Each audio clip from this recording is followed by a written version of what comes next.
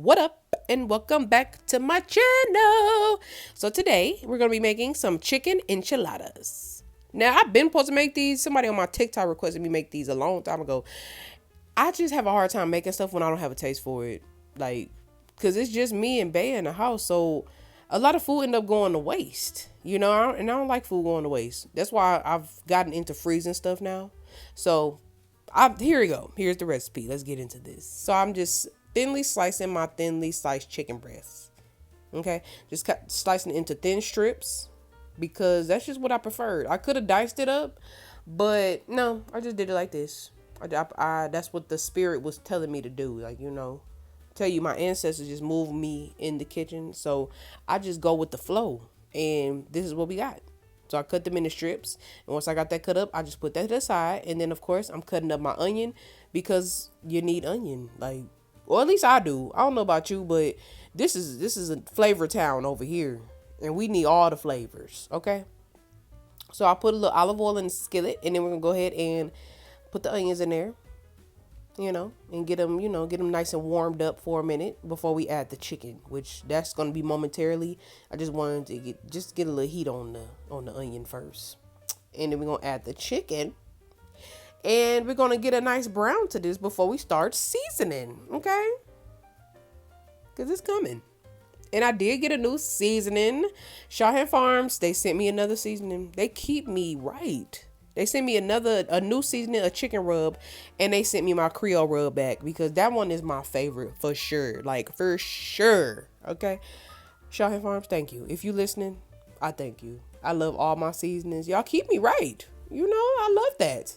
And it's low sodium, and I love that too. Like, I love a good low sodium seasoning because then you can really just kind of go crazy and really get them flavors popping, It's all that's what it's about. It's about the flavors.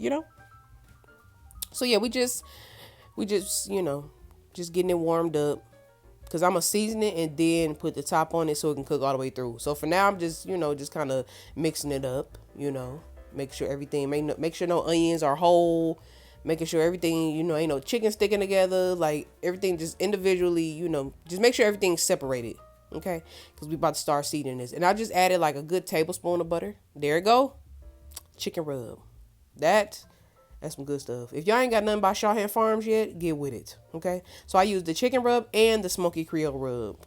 Cause I was excited. Like, when I get new seasonings, I just get overly excited and I just got to use it ASAP. Then I added some black pepper and a little bit of ground paprika. But everything will always be at the bottom. All the ingredients will be at the bottom so you can know that. I say season to taste because y'all know I don't measure. Garlic, sea salt is going to be the last seasoning I use, okay? Just to have a little salt, and then we're going to mix it up. Now, like I say, season to taste, add what you want, take away what you want, do what you got to do, because I know it's a lot of people that can't, you don't do a lot of salt, because you could just add like a little pinch of salt. I just need a little taste, and since it's a garlic sea salt, I like that garlic flavor in it too, so, but like I say, season to taste, because there's no measurements on this page. If you're new here, I don't have no measurements for you. I go in the kitchen and the ancestors just move my hands. You know what I'm saying? And I just go with the flow. I season until my ancestors say stop.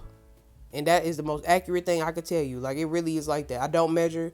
I just season the taste and then taste as you go. Because just in case you overly season, you can add water to basically get that salt out. Water or brown sugar works. For sure. Like, for sure.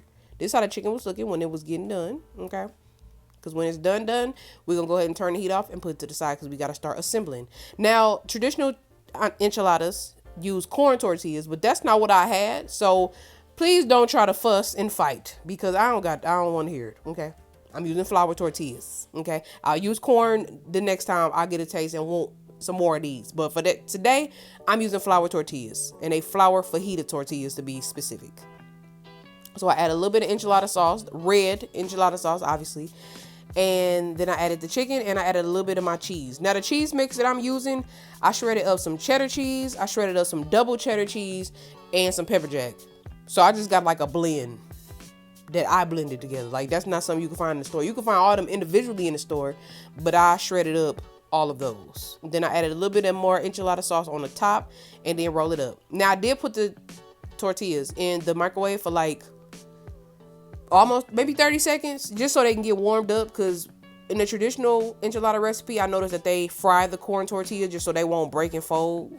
But just so these won't break and fold, put them in the microwave for a little bit until they get warmed up. Like, these tortillas need to be warm before you start stuffing them. Otherwise, they will break. Just so you know. Because they would, like I said, they will break. Put them in there like 30 seconds on a microwave plate, on a napkin. However you want to do it. I don't usually use no napkin or no plate. I just put them...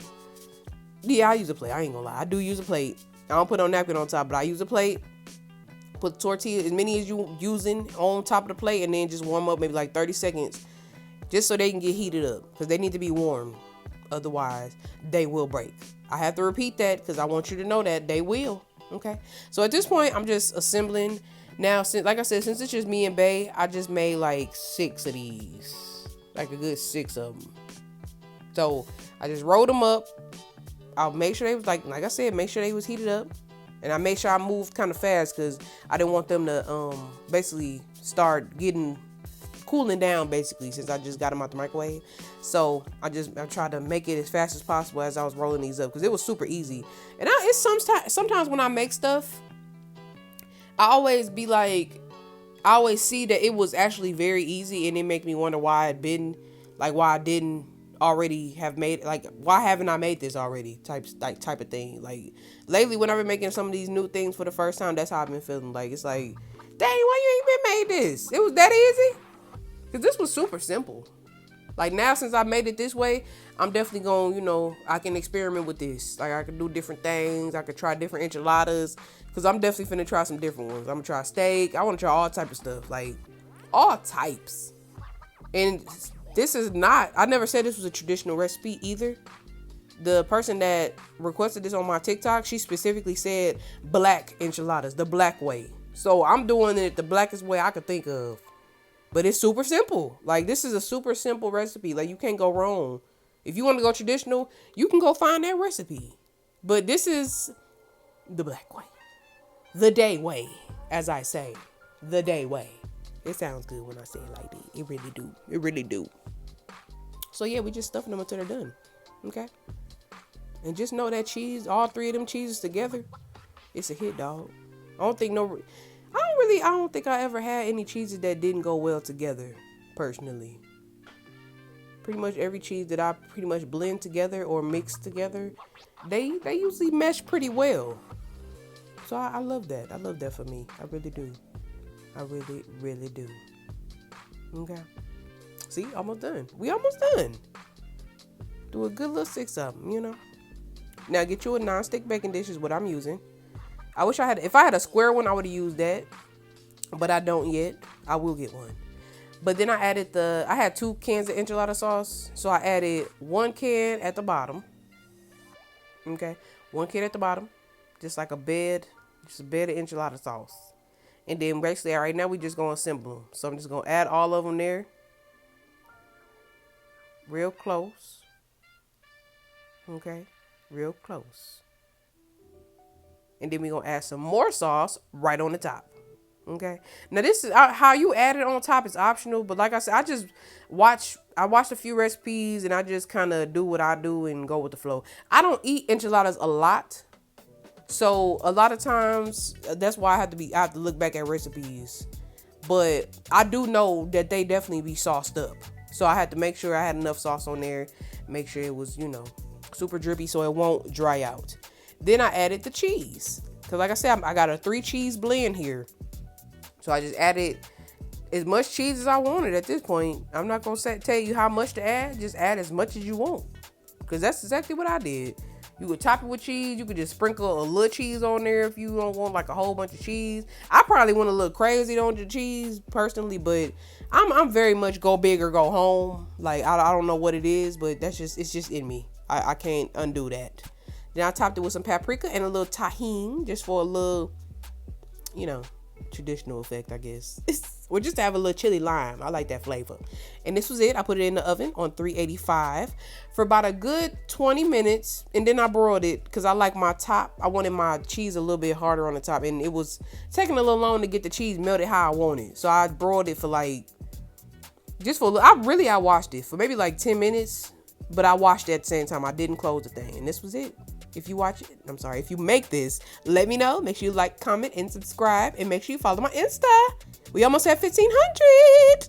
I'm so excited. 10K, we on the way.